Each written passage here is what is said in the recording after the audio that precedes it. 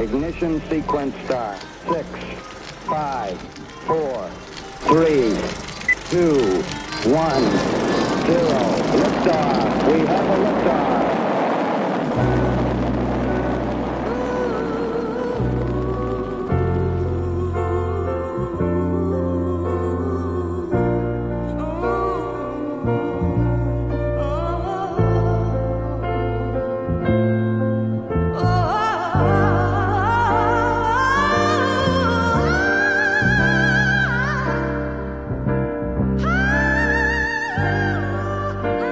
Saludos, bienvenidos a Secuencias en 24, el programa de cine del canal 24 Horas, que hoy retrocede a 1969, porque hace 50 años se conseguía esto que están viendo, la gesta de que el hombre llegara a la Luna. Televisión Española, el canal 24 Horas, se está volcando en una programación y el cine no ha sido ajeno a recordar que ese puntito que tenemos encima nuestro, la Luna, nos mira y nos ve cada día. Y por eso el cine ha estado muy volcado en saber cómo ha sido el alunizaje, cómo ha sido, cómo ha reflejado ese paso tan importante en la Luna, a pesar de que algunas veces ha sido con problemas. Aquí Houston. Repite, por favor. Houston, tenemos un problema. Perdemos potencia en el circuito principal B. Tenemos mucha actividad propulsora, Houston. ¿Qué le pasa al ordenador? Se ha desconectado. Hay otra alarma principal, Houston. Comprobaré. No ha sido una válvula de presión.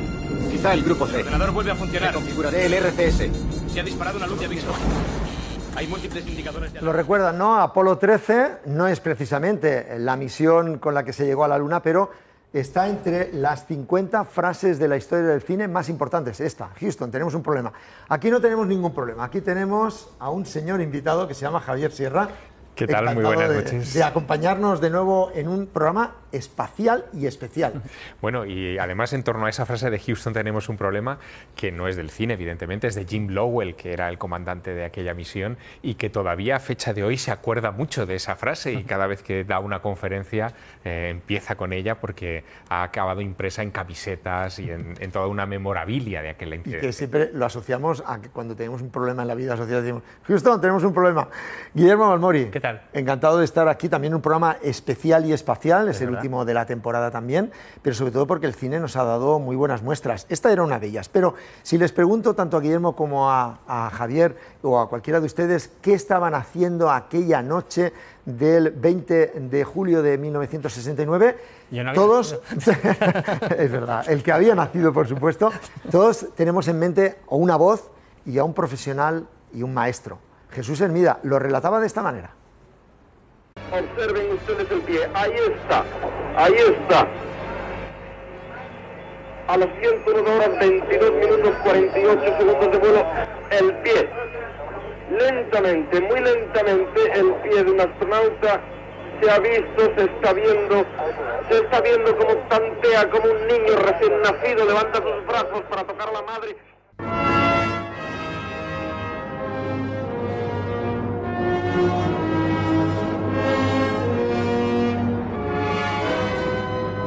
Y yo miraba a la luna y entonces dije, ¡Jope! ¡Jope! Hay dos tíos allá arriba. Y me emocioné, simplemente me emocioné. Pues como se emocionó tanta gente en el mundo que lo vio. Un momento muy bonito y que Televisión Española ha recuperado con estas imágenes. La carrera espacial, Javier, Guillermo, que ha dado tanto, y es como el primero que llegó fue Estados Unidos, pero la carrera de fondo la ganó Rusia, ¿verdad? La URSS. Bueno, la URSS fue quien llegó primero a la Luna. Esto no se suele decir, y menos en estas fechas, pero realmente fueron los primeros que colocaron un vehículo terrestre sobre la superficie lunar. Lo que ocurre es que, evidentemente, los americanos tomaron la delantera, llegaron después, pero llegaron con contundencia, claro, poniendo a dos hombres en la Luna. Cuando se compara el programa lunar soviético con el programa lunar norteamericano, se ve algo que es muy llamativo, y es que son prácticamente iguales, llegaron a las mismas conclusiones, probablemente por la injerencia de los espías que había en aquella época, Pero lo que quisieron colocar los soviéticos en la Luna no era un vehículo tan frágil aparentemente como el módulo que vimos alunizar aquel julio de 1969, sino un cacharro que tenía casi la altura de una casa de 5 pisos y que llevaba a una persona solo dentro, por si acaso no podía volver. Y ese elegido era Alexei Leonov, que finalmente no hizo aquel vuelo porque los americanos llegaron primero. Guillermo, estamos viendo imágenes precisamente de los primeros astronautas que eran auténticos héroes en la URSS, como hemos visto a Yuri Gagarin, pero como decía Javier, Estados Unidos llevaba mucho más potencial, tal vez económico. Por cierto, Javier ha estado ahora, acaba de aterrizar en nuestro país de un viaje también espacial. Ha estado en Estados Unidos y nos ha enviado una foto muy bonita. Bueno, esa foto ha sido obtenida en el Museo Nacional del Espacio en Alamogordo, en Nuevo México.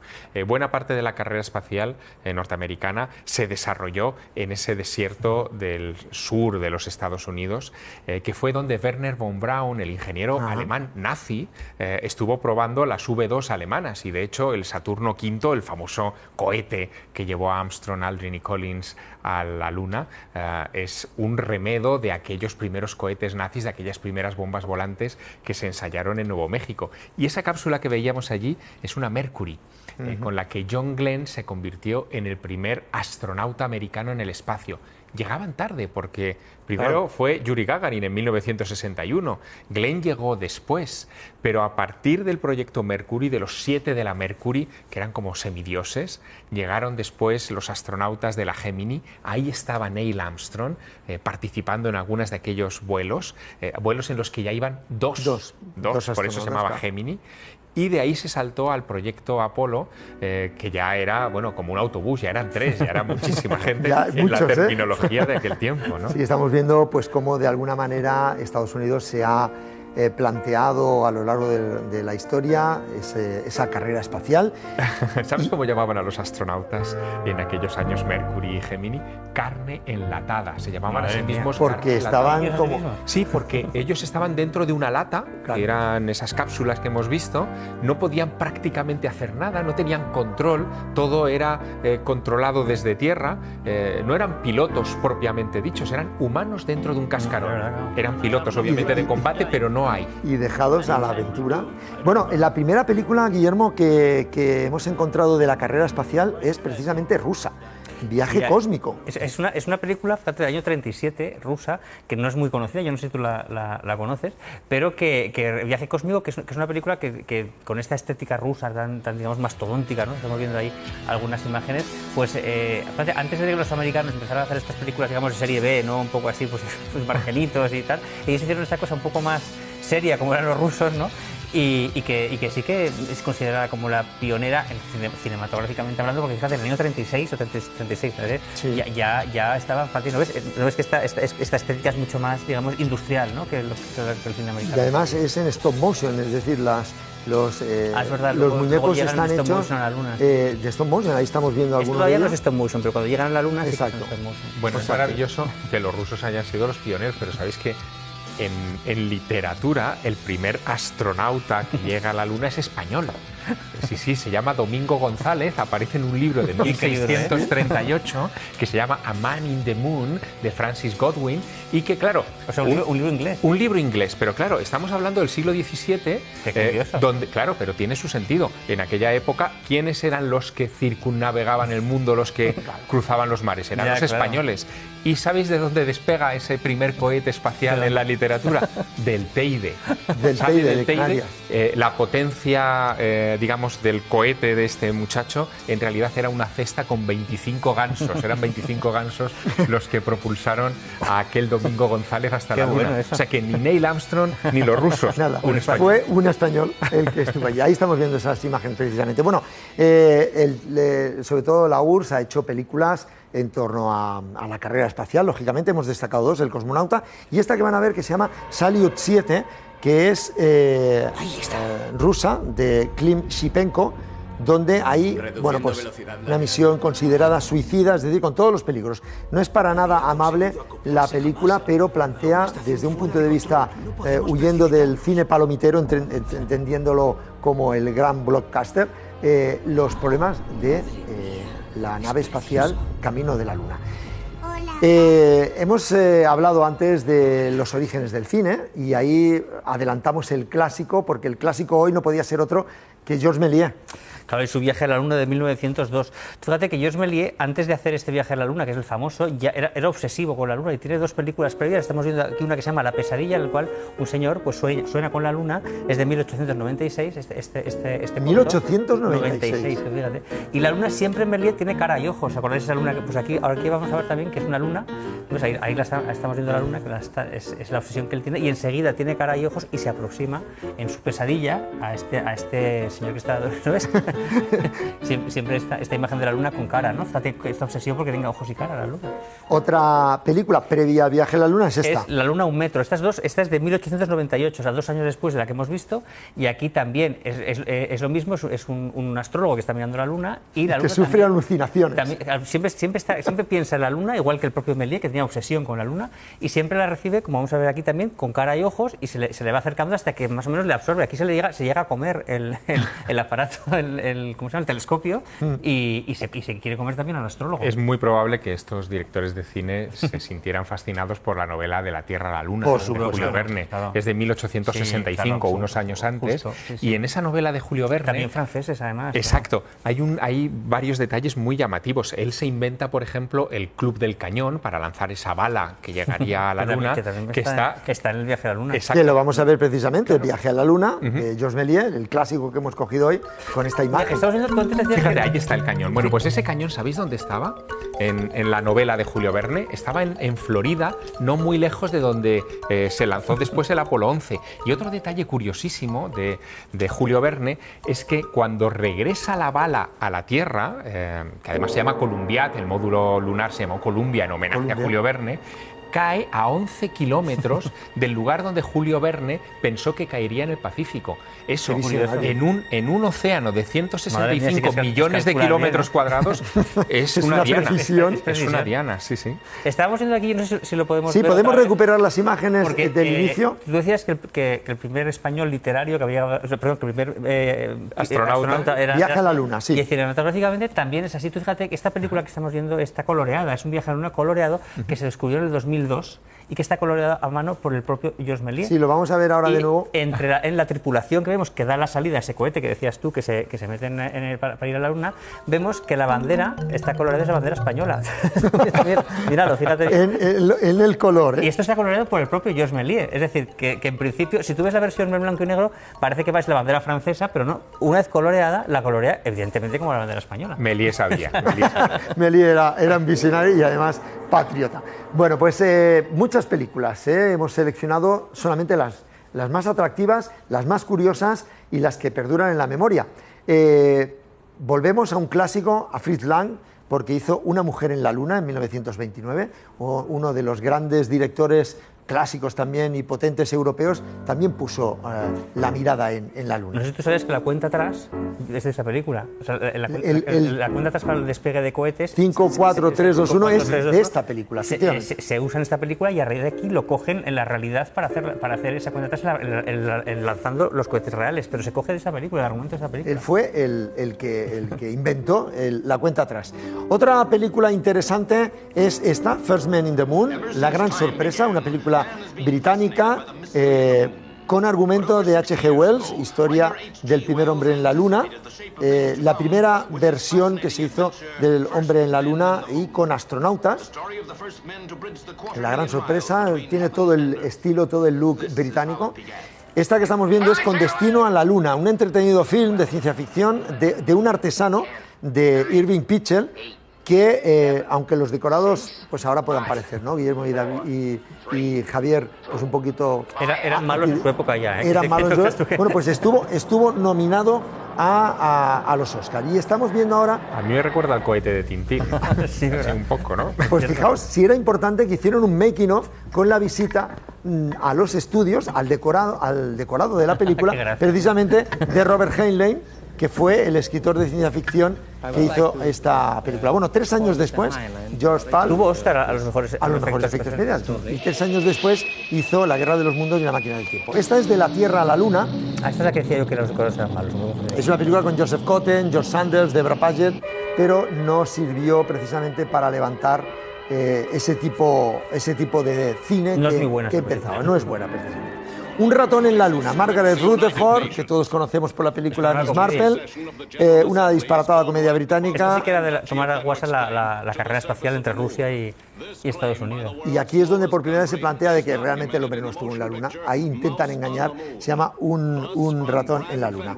Nos vamos a otro film, también en este caso importante, James Caan, Robert Duvall, antes de aparecer juntos en El Padrino, estuvieron en esta película de Robert Altman, Cuenta atrás, una película rodado un año antes de que el hombre pisara la luna. Hubo tantos problemas en el rodaje que el director fue expulsado de la película, Robert Altman, y al final la película la consiguió acabar William Conrad. Luna 02 es de 1969. Hacía muy poquito que el hombre había pisado la luna y ya el cine hizo la primera película. ¿Esta es la primera? Esta es la primera. Casi con el pan en el horno, como diríamos, ya estaba esta película en los carteles y además producción de la Hammer. La sinopsis de la película, muy rápidamente, es un samurái del espacio es contratado por un magnate lunar para llevar a cabo una difícil misión.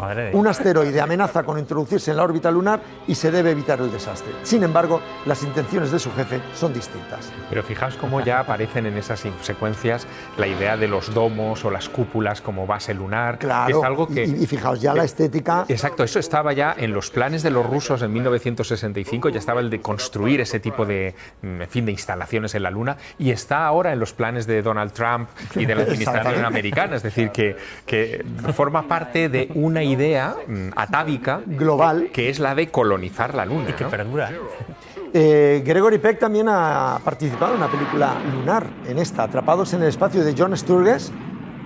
Un director muy bueno, además. Sí, James Franciscus y Richard Crenna están también en esta el mismo película. Año nominada al Oscar como mejor fotografía. Y vamos a ver, es esta la película de Gregory Peck, y vamos a ver ahora una película que hemos visto en el inicio del programa, la secuencia más conocida, esta, Apolo 13, donde no específicamente habla de la misión que puso el hombre en la Luna, sino del fallo previo. Este es un drama espacial, consiguió 2 Oscars de la Academia, mejor sonido y mejor montaje, y Ron Howard hizo una película que ha pasado a la historia. Esta que vamos a ver a continuación se llama Moon, más clara imposible, Luna. Está dirigida por el hijo de David Bowie, James Duncan Jones. Y es un papelazo el que hace Sam Rockwell, ganador del Oscar por 3 anuncios en las afueras, donde habla de la angustia y la soledad del cosmonauta de fondo. Queda atrapado en el espacio y se tiene que clonizar para poder volver a la Tierra. Ni el propio Clint Eastwood se ha podido... alejar de la posibilidad de hacer una película del espacio. Hizo esta, Space Cowboys, donde tiene un reparto sensacional. No pudo estar por problemas de agenda Jack Nicholson, pero está Tommy Lee Jones, Donald Sutherland, James Garner, Matthew Guy Harden. Una película que para muchos es una de las grandes que ha hecho Clint Eastwood en su veteranía, iba a decir vejez, pero es que están todos magníficos ahí. Y una película que lo hace muy bien, y además la ha mencionado al principio John Glenn, es esta, Elegidos para la Gloria, de Philip Kaufman, también con grandes actores, donde vuelve a hablar de un grupo de hombres en la Luna, y Ed Harris, que parece que está en todas las películas lunares. La Luna en directo, del año 2000, es una película que por primera vez, es australiana, y por primera vez plantea el que no dudemos que el hombre estuvo en la Luna, y es a partir de una teoría muy divertida que incluso el propio Neil Armstrong colaboró en el guión para decir que efectivamente, ¿cómo no voy a estar si estuve yo allí, ¿no? Y esta es una película que reivindica el papel real, después hablaremos de las conspiraciones. En la sombra de la Luna un documental que reconstruye la historia aeroespacial.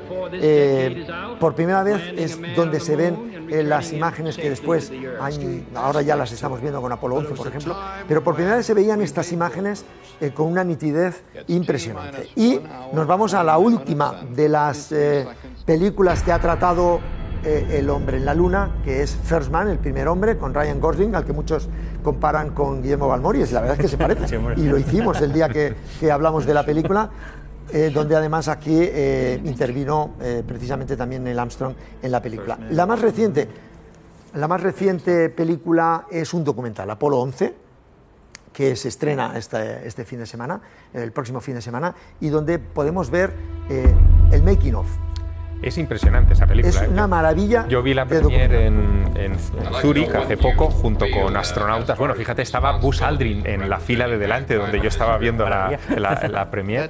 Y es una película verdaderamente impresionante. El propio Buzz Aldrin, yo miraba más a Buzz que a la película. Reaccionaba, ¿no?, a las cosas que aparecían en pantalla, porque está construida totalmente con imágenes sacadas del archivo de la NASA. Y no hay una locución, es todo fragmentos. Hay una locución del locutor que la retransmitía, del ermida norteamericano, digamos, y sobre esa locución se ha construido el documental. Maravilloso, sin alaracas, y te da una idea perfecta de cómo ha sido esa peripecia espacial. La verdad es que es una maravilla y recomendamos que esta película documental, Apolo 11, la vean. Sería porque yo creo que todavía no se ha hecho la gran película sobre la Luna, ¿no? Yo creo que sí está. Que esto es un documental, tampoco sería la gran película, pero ¿tú crees que sería lo más esto es lo mejor que se ha hecho? Yo es lo mejor que he visto, desde luego, a ese nivel. Porque en película, ¿cuál es lo mejor para ti? En película, no, porque esto es documental.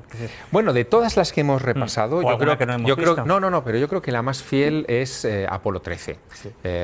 Tanto por los diálogos que fueron supervisados por los astronautas de aquella misión, y Jim Lowell estuvo particularmente encima, y junto con Tom Hanks hicieron, en fin, toda la atmósfera, más preparada, ¿no? la más preparada.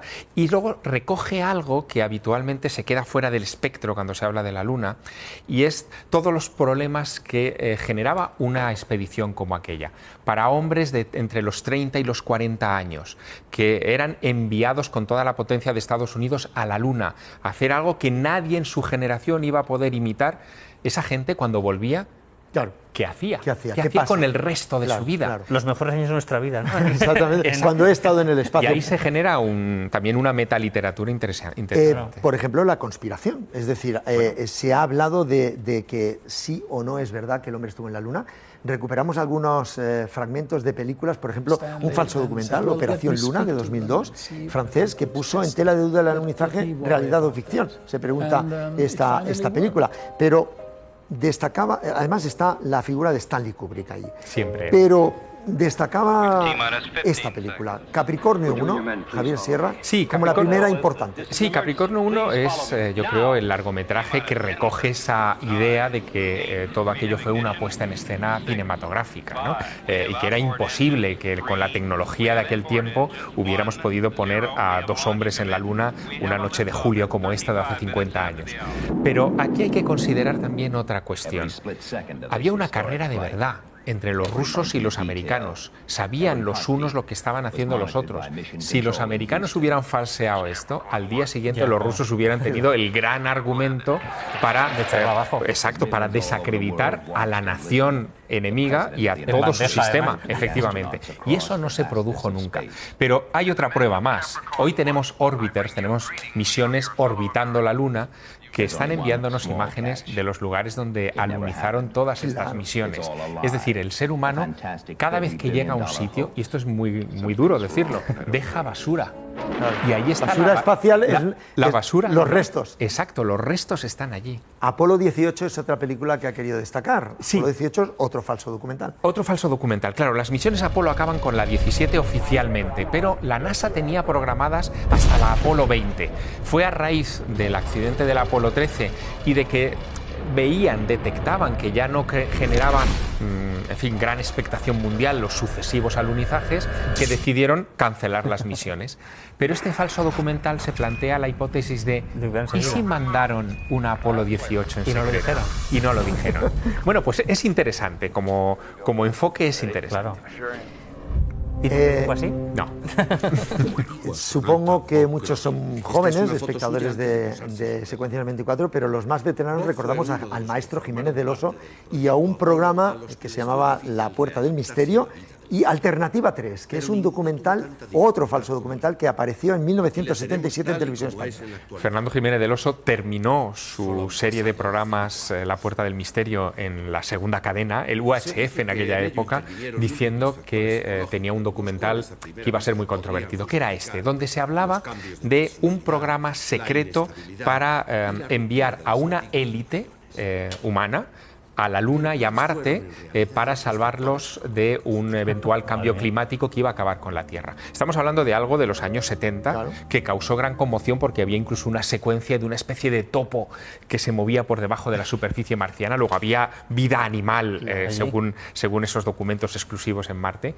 Y de hecho, en aquella época no se pudo desmentir, salvo que alguien se dio cuenta que había sido un documental emitido el Día de los Locos, el Fool's Day, el 1 de abril en el Reino Unido, y ahí empezaron a cuadrar las piezas. Pero entonces este tema es el que ha dado lugar a más falsos documentales, claro, ¿no? Que decir, no de otro tema que haya dado lugar a más falso documental que este. Pues probablemente no, claro, probablemente de los acontecimientos, digamos, internacionales recientes, el que más falsos documentales ha inspirado el que más fama tienen los que se han hecho, vamos. Porque quizá a las nuevas generaciones les cueste comprender el alcance, pero ni el 11S, no sé, por la guerra del Golfo, ni ninguno de estos acontecimientos que hemos visto retransmitidos a través de la pequeña pantalla tuvieron la sombra del impacto que tuvo la misión lunar del Apolo 11. ¿Por qué? Porque fue el primer evento que se retransmitió en directo, en vivo, a todo el planeta. Hubo casi 600 millones de personas que no parpadearon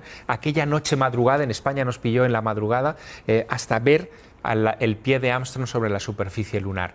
Y eso se quedó en nuestra memoria colectiva para siempre. Más que el valor del hecho en sí, también está el valor de cómo se promocionó y de cómo se pudo ver, es decir, del medio que se utilizó para...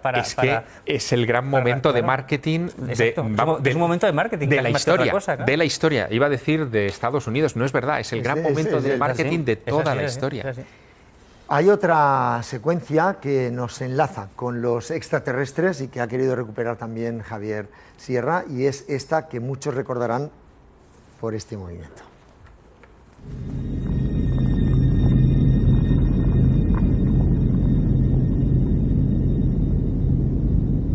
Si en la cara oculta de la Luna todo está a punto, vengan las 5 notas.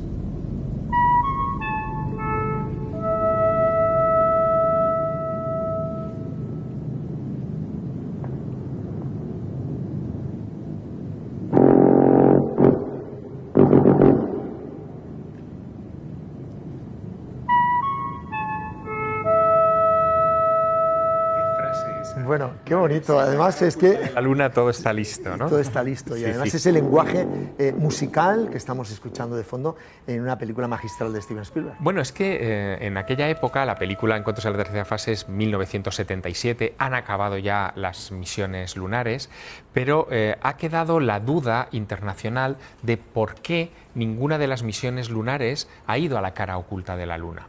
Las razones eran técnicas, las comunicaciones por radio sin la existencia de un satélite orbital eran imposibles con la Tierra y por lo tanto había un gran riesgo de explorar esa zona, pero quedó en el inconsciente colectivo de nuevo la idea de que el misterio lunar estaba en la cara oculta. Y Spielberg, que tiene muchas de estas frases lapidarias maravillosas que incorpora en Encuentros en la tercera fase, está la suma haciendo, digamos, mención a ese espacio oscuro que sigue siendo un poco misterioso hoy, que es la cara oculta de la Luna, donde los chinos han llegado últimamente y han puesto su robot Yutu, que está en estos momentos moviéndose por ahí. Bueno, y la cara oculta de la Luna es uno de los grandes clásicos de Pink Floyd que hemos escuchado al principio del programa Secuencias 24.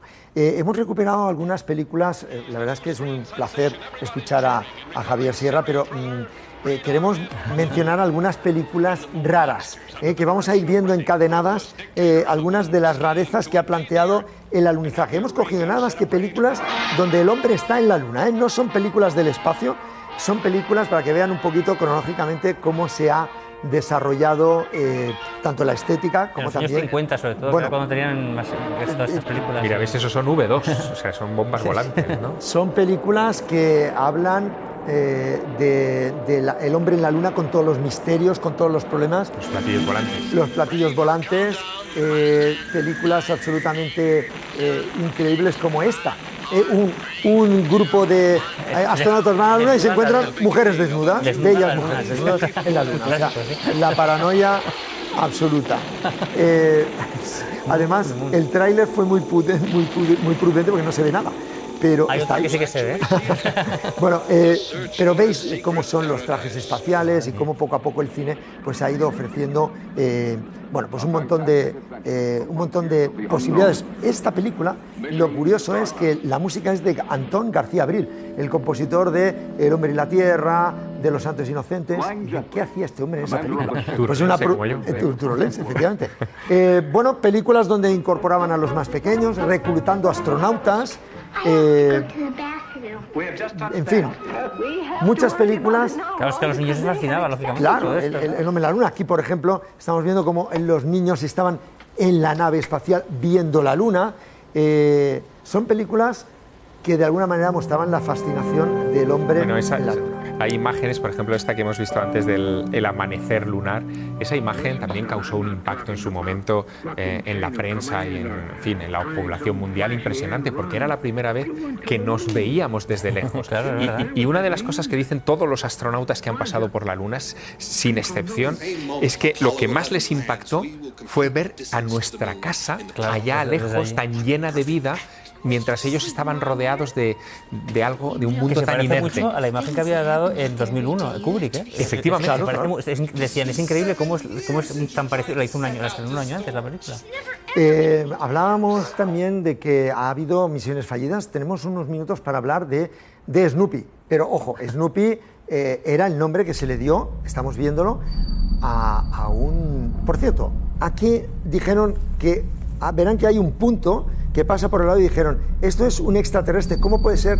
Ahora lo van a ver cómo pasa por al lado como una luz blanca justo debajo, en el ángulo inferior izquierdo, cómo pasa una luz por allí. ¿Qué era Snoopy y Charlie Brown en esta misión? Pues Apolo? eran el módulo de mando y el módulo lunar. Los focos estaban puestos en la misión Apolo 11 y por lo tanto se eligieron nombres, en fin, con mucha contundencia. El Columbia, el Araña, el Águila.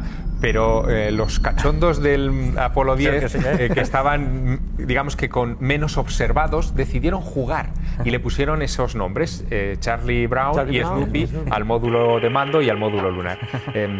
No pasó de una broma de la NASA interna, pero que claro, ha tenido al final trascendencia histórica. Bueno, pues Charlie Brown, obviamente como un gran icono de la cultura pop estadounidense, también ha estado en la Luna, cómo no. Era una manera muy patriótica también de estar en la Luna, con las tiras cómicas. Ahí estamos viendo. Y bueno, pues hago un apunte ya aquí en la Tierra y aquí en España, porque Snoopy el musical se va a estrenar también va a haber una posición musical de Snoopy en los teatros Luchana a partir del 17 de agosto, un musical para todos los públicos, no solamente para los más pequeños, sino para todos los públicos, que, bueno, pues trae esta figura tan bonita. Está Mar y Raúl, director y coreógrafa, están en los ensayos, son imágenes que nos han cedido pues de estos ensayos del musical, a piano, pequeño formato, pero muy atractivo para acercarnos también la figura de un emblema icónico como es el de Snoopy. Además, una música muy bonita. Están escuchando en inglés porque están ahora haciendo la traslación al castellano del musical. Un musical que promete mucho, sobre todo para pasar un buen rato. A partir del verano va a estar un año de gira, teatros Luchana y otras ciudades de Europa, de España, ojalá de Europa también. Pero que en todo caso, Snoopy el musical, ahí estamos viendo ya la primera foto que han subido con las pelucas del musical. Aquí está todo el elenco. Así que muchísima suerte. Iremos a verlo, ¿verdad? Porque claro, es que además hay buenos amigos al frente. Snoopy el musical, volvemos a la Tierra, y con este Snoopy el musical nos vamos a desearle mucha suerte para que puedan estar mucho tiempo en los teatros con un musical muy atractivo para todos los públicos. Nos quedan unos minutos, pero hay astronautas en clave cómica. Y uno de ellos que todo el mundo me decía es, pero bueno, ¿cómo puede ser que Tony LeBlanc haya hecho una película como astronauta? Pues estaba al lado de José Satatornil, de José Luis López Vázquez, de Antonio Ferrandis, José Luis Coll, Antonio Zores. Bueno, el pueblo de Minganillas también quiso poner su piedra en el... Un año después de llegar a la luna. Tardó poco el cine español. Somos rápidos. Somos rápidos. Y hay una película que le gusta mucho a Guillermo del Morí. Ahí estamos viendo Bing Crosby. Sí, esta es la última que hicieron Bing Crosby y Bob Hope en la serie Camino de. El nuevo camino era Camino Hong Kong, pero ya terminaron en la Luna, porque el argumento es que Bob Hope memoriza, toma una planta que memoriza muy bien y tiene toda la fórmula en su cabeza de no sé qué planes lunares y acaban llegando a la Luna y ahí se quedan ya. Por eso no hicieron más de la serie pero, de la Luna. Pero mira qué cameo, qué cameo, ¿eh? Así ves, mira qué cameo más bueno. Frank Sinatra y Dean Martin. Que citaba a la novia, como siempre, a Bob Hope. Bueno, estamos viendo Aterriza como puedas 2. Este momento es sublime, también es una... Aterriza como puedas 2 es un intento de llegar a la Luna. Y esta es una de las secuencias que hemos cogido más atractivas porque ahí ven a William Shatner de Star Trek y cuando llevan un rato hablando ahí parece que es una conexión a distancia, pues coge y abre la puerta. Ahora lo vamos a ver, es una de las secuencias más divertidas. Bueno, y esta la hemos cogido también para que vean que no siempre tener a los mejores significa éxito. Las aventuras de Pluto Nash con Peter Boyle, John Cleese y sobre todo Eddie Murphy está considerada como uno de los fracasos de taquilla más grandes de la historia. 7 millones de presupuesto, 7 millones recaudó y se gastó 100 millones y estuvo nominado a los 5 nominaciones de los premios Razzie y está considerada la peor comedia de toda la historia de los Razzie. Así que, por si alguien la quiere ver, pero que échale guindes al pavo, como decía Lola Flores. Esta película, Las aventuras de Pluto Nash. Muy rápidamente, un libro que les quiero recomendar es Apolo 11, del cual hemos visto un documental. Lógicamente, estos días tenía que ser el protagonista. Además, Guillermo, Eduardo García Llama es uno de los grandes conocedores. Estamos viendo las imágenes del documental para recomendar este libro editado por Crítica. Me decías que es un libro que te ha apasionado, ¿verdad? A mí me ha gustado muchísimo porque cuenta anécdotas, en fin, que solo alguien que está muy metido dentro, que conocía el día a día de los astronautas, podía incorporar en una obra, y a mí me ha resultado tremendamente revelador, la verdad. Un libro que además se lee de un tirón a pesar de que es un libro realmente contundente. Y no es el ensayo clásico de este tipo de asuntos. Lo mezcla mucho también con mitología, está cuajado de frases clásicas, de referencias a otros momentos estelares de la humanidad. Insisto, es un libro que se lee con mucho agrado. ¿Y ayuda a conocer un poquito más de lo que ya sabemos? Sin duda. Pues Eduardo García Llama, la apasionante historia de cómo el hombre pisó la Luna por primera vez, el mejor regalo en el aniversario del 50 aniversario del hombre en la Luna, editado por Crítica. Teníamos muchas más cosas, pero no nos da tiempo para más, porque es imposible, además teniendo a Javier y a Guillermo, cuesta muchísimo. Pero sí que quiero agradecer especialmente, ha traído también cositas, un libro muy especial de Buzz Aldrin, que vamos a mostrar, porque mientras escuchamos al gran maestro. Es el libro que escribió Buzz Aldrin después de su viaje lunar. Lo titula Una magnífica desolación, porque es la impresión que él se llevó en aquel momento que él pasó en la Luna junto con Buzz Aldrin. Junto con Neil Armstrong. Sí, la magnífica desolación. Así ¿Cuántos hombres le envidiaron y quisieron estar ahí en la Luna? Hombre, desolación no sé si fue muy envidiable. La desolación no, pero después el estar ahí. Javier Sierra, muchísimas gracias por estar aquí. Acabamos la temporada de la mejor manera con un maestro y además en un momento tan bonito como es este 50 aniversario de Hombre en la Luna. Muchas gracias. Guillermo Balmori, nos volvemos a ver en septiembre, pero recordemos que va a haber redifusión de los mejores programas durante todo el mes de agosto, es decir, van a tener 7 mejores momentos de secuencias en 24. Les deseamos que pasen unas felices vacaciones en la compañía del cine y sobre todo con la intención de que hayan disfrutado en esta temporada. Volveremos con más cositas, pásenlo bien, disfruten, vean cine y disfruten con la voz del maestro, de Frank Sinatra. Hasta septiembre.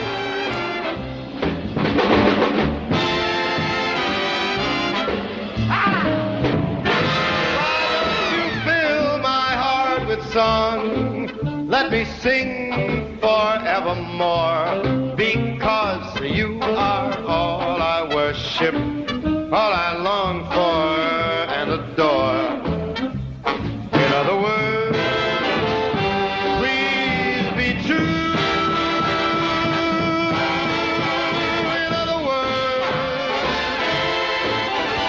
In other words, I love